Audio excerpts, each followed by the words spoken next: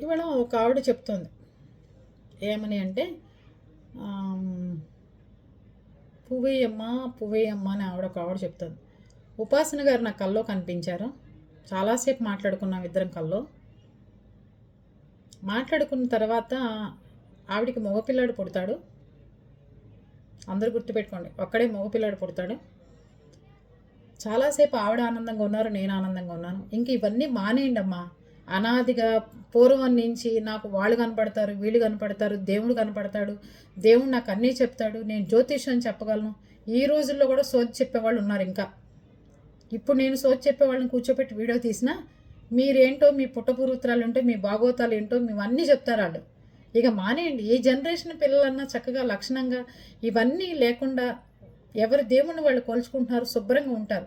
ఇంకా ఈ మాతాజీల వేషాలు, బాబాల వేషాలు, మోసాలు చేసిన నాళ్ళు మోసాలు చేశారు, డబ్బులు తిన్ననాళ్ళు తిన్నారు, ఎస్టేట్లు కొనుక్కున్న నాళ్ళు కొనుక్కున్నారు. చాలు.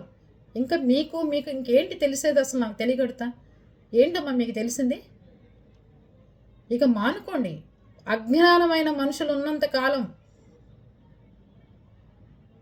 ఇలాగే ఉంటుంది. మొన్న కూడా మీకు ఒత్తిళ్ళు గీస్తే పోలీసులు పెద్ద ప్రొటెక్షన్ ఇచ్చి మీకు ఆ ఏర్పాట్లన్నిటికీ చేశారు. అక్కడ ఏ అవాంఛనీయ సంఘటన జరిగినా ఏం చేసేవాళ్ళు? దేనికి ఇవ్వాలి అసలు? ఏంటి అసలు మీకు కనిపించేది ఏంటి? మీకు వినిపించేది ఏంటి? దేవుడు ప్రత్యక్షమయ్యేదేంటి? చూపించండి అసలు. నాకు నేను రియల్గా అడుగుతున్నాను. మీకు ఏ దేవుడు కనిపిస్తాడో చూపించండి అందరు. ఈ మూఢ భక్తుల్ని మోసాలు చేయటాలు మానేయండి. ఉపాసన గారు నేను చాలాసేపు మాట్లాడుకున్నాం. ఉపాసన గారు ఇంకా తక్కిన వాళ్ళ కడుపులు లేవా? వాళ్ళు రారా నీ కళ్ళకి? ఎంతోమంది పిల్లలు లేకుండా అలా అలమడిస్తున్నారే, వాళ్ళకి పిల్లలు పుడతారని మీ కళ్ళకు రాదా? మానుకోండి. చదువుకున్నారు, విజ్ఞానవంతులు, చక్కగా వయసులో ఉన్నావు, ఏదైనా పని పాట చేసుకో, లేకపోతే ఉద్యోగం చేసుకో.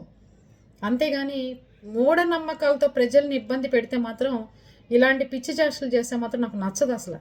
ఎవడి మనోభావాలు కించపరిచినా చెప్తున్నా నేను.